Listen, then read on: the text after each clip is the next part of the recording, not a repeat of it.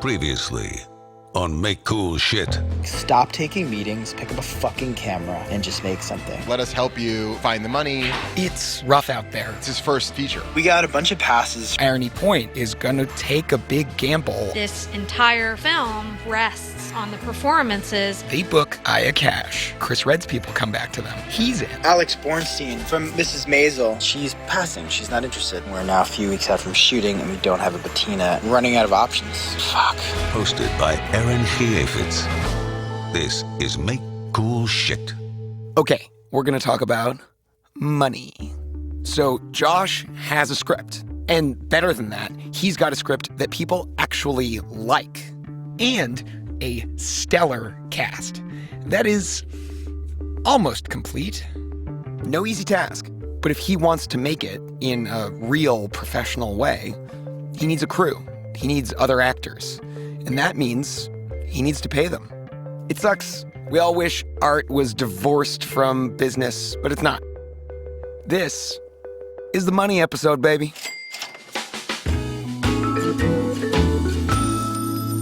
Myth of the $50,000 movie is the $50,000 movie is a $300,000 movie, if you want anybody to see it. According to the handbook, independent filmmaking is defined as working outside a studio or other large organization that bankrolls and controls your work. Raising money can be one of the most arduous and painful parts of making a movie. I was like, fuck it. Why don't I take a huge financial risk and, put a significant amount of my 401k in, or ask buddies who have money to pitch in, which I've never ever done before. I've never even had a Kickstarter. All of them said no. Yeah, there's a good reason for that. That's because the people who have money didn't get it by giving away money to young filmmakers who are like, oh, I promise this is going to be great. Movies, they don't make money. According to the handbook, funders, be they film studios, broadcasters, or foundations, love nothing more than sure bets. They want to minimize their risk by putting money into projects that seem likely to offer a return on their investment. This is why money tends to go to established producers or to fund projects that resemble previously successful projects, hence the production of hit film, the sequel. First money is always the riskiest. Lucky for them, Irony Point, which is, Dan Powell and Alex Bach, they're not just kicking in their production know-how. They're also kicking in some cash.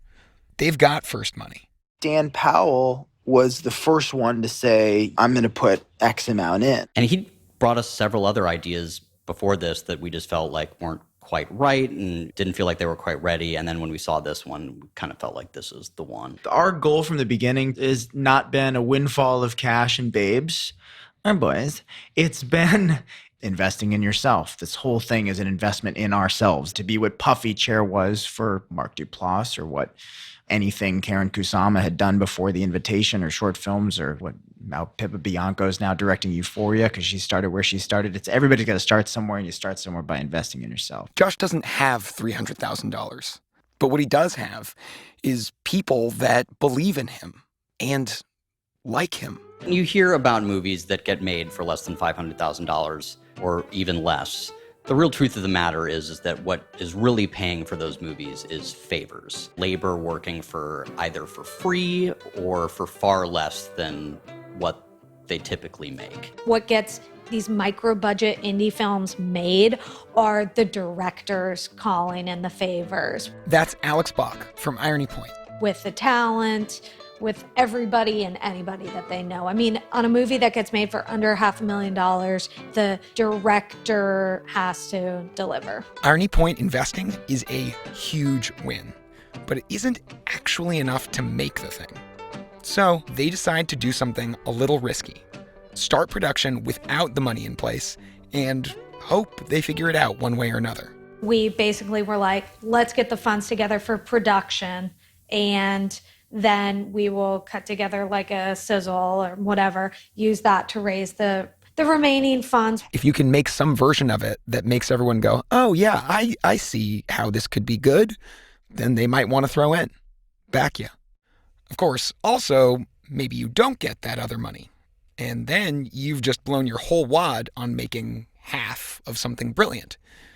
And last time I checked, half of something brilliant is, nothing. Hello? Oh, you were about to knock, huh? No, I did not. Oh, we didn't hear it. Oh, how are you? Good. I'm Donnie. Alyssa, you one of the podcast guys or no? Yes. Yes, okay. Yeah. So there was funding sent. Okay, now we got to talk about this podcast and how it came to be. It's really hard to find funding to make your movie. There are not people lining up to give you money, unless, of course, they think the story of you making the thing you're making is going to be really good. As is the case with executive producers of this podcast, Mike Bulger and Donny Dykowsky, two childhood friends who had recently started a podcasting company together and were interested in a show about how cool shit gets made. Years ago, Mike and I wanted to tell the story of how two different creatives could come together and create something new. And if it didn't happen, then the story would still be interesting because it's all about the process, not about the result. That's Donny Dykowsky, producer of this podcast and co-executive producer of Scare Me. And we figured, hey, let's make cool shit. Let's tell the story of making cool shit. We kept going back to that mantra, and it inevitably became the name of the company and the name of our flagship show. Donny is kind of the Josh of this podcast. He's determined to make it happen no matter what. So he's out there putting in legwork and recording all the behind-the-scenes material that you're going to be hearing. It's weird, we're trying to be a fly on the wall, but at the same time, we're trying to find characters that have interesting stories in regards to filmmaking. So he's excited about this creative pursuit. But Mike... Guilt got me into this movie. That's Mike Bulger, investor, executive producer of Scare Me, and producer of this podcast. A friend of mine, Brian Steinberg. Josh's manager, Brian Steinberg. He had done this great movie back in the day called Black Bolt, the Bobby Duke story. Every sport has a hero. The Daily Show's Rob Corddry is Bobby Dukes. Yo, what's up, Bobby Duke? It was hilarious. He had managed all the talent from Rob Corddry, Paul Scheer, Rob Riggle, Ed Helms, and it was a mockumentary about paintball. I invested a small amount, and I was ref number 3, arguing with Rob Riggle, who's fucking hilarious, and I felt horrible doing it. Did you make your money back? Yeah, no, we made money. That was the thing.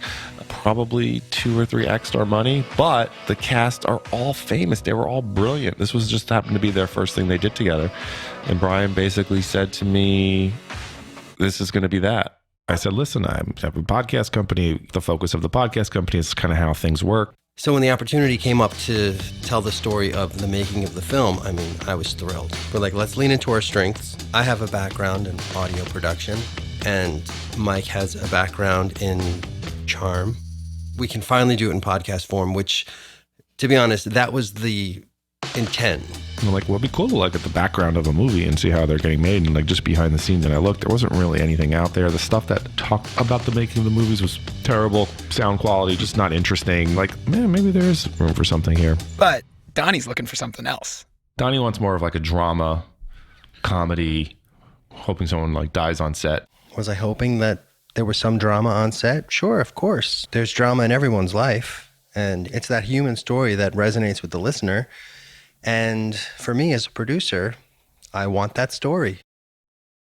Part of the investment in the movie is these guys are making a podcast, a whole series about the making of the We're not movie. recording, are we?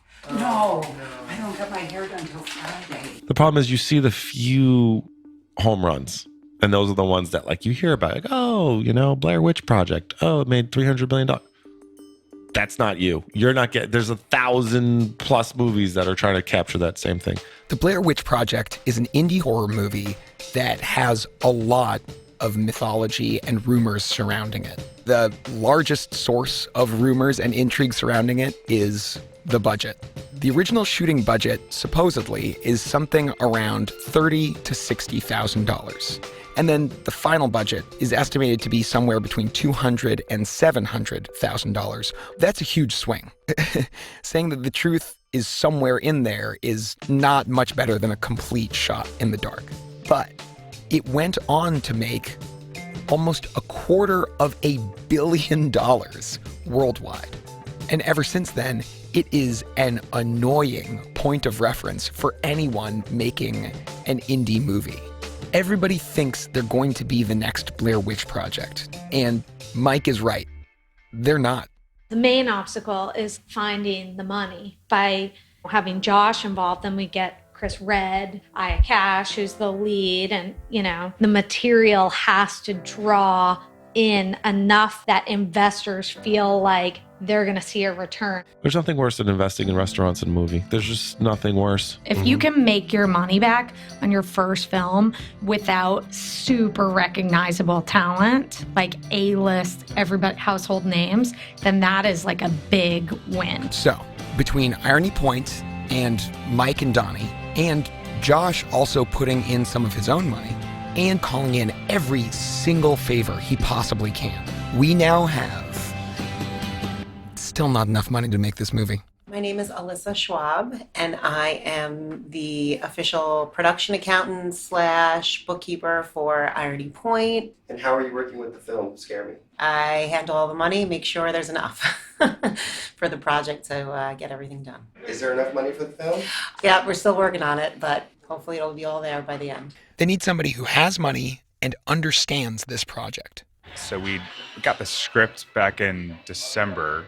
It was just so well written. It was so smart. It was so contained that from a production value, it almost felt like theater to me, which I loved. That's Eamon Downey of Last Rodeo Studios. The next step was getting on the phone with Josh. I made it clear to him that when we get invested in projects, it's not just to write a check. We like to be part of the process, not in an intrusive way, but in a how can we help you get what you need done way. He was just so on board with that I brought it to our team, and they didn't hesitate to put the money in. There are 3 managing partners. There's Philip Erdos, David Kiger, and myself.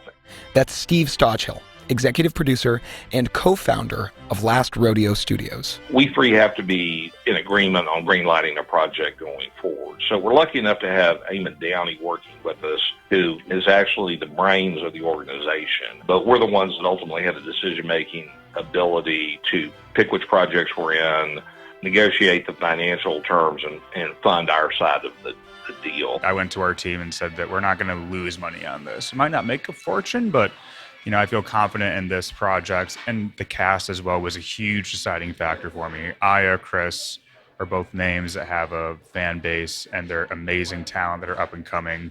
Josh as well. Nobody tell Eamon we're still missing a quarter of our cast. In the film world, in my view, if you don't lose money, it's a win. Now, because Josh doesn't have the budget to pay everyone what he'd like to, he's doing something called a crew deal. He's giving the crew some ownership in the movie in lieu of what they ought to be paid. That means if the movie does really well, they could get a bigger payday down the line. But that comes with some of its own problems. The producer's pool and the creator's pool, I hardly know how it works. I'm horrified by the idea of dispersing money after the fact. What are the percentages you're giving to your editor, your composer? What are you taking? What do you feel comfortable with? The more you give away to the crew, the less of the pie there is to attract investors. The people who are actually giving you actual money so you can actually make the thing. We've gone over budget because we didn't have any contingency, and we've given away all of the investor points. So essentially, Irony Point, my company, we float whatever the difference is. On these small ones, we were like, we have to make this movie, so we're just going to get through production. And then, how does that work if you give away all the points? Like, where's the incentive? Well, that's the thing. We've given away all of the investor points. So now it's like Irony Point, our company. But it's senior debt. It's behind the investors. Ours is behind the investors. Really? You're not doing a bridge loan? No. Mike sounds shocked there, and there's a good reason why. When you're beginning a film, you might actually need something called a bridge loan, and that would allow you to get some of the financing together, get a bigger loan that is actually a very risky loan for the lender, and then they're going to charge you a lot of money on that loan with a big kicker in the front end.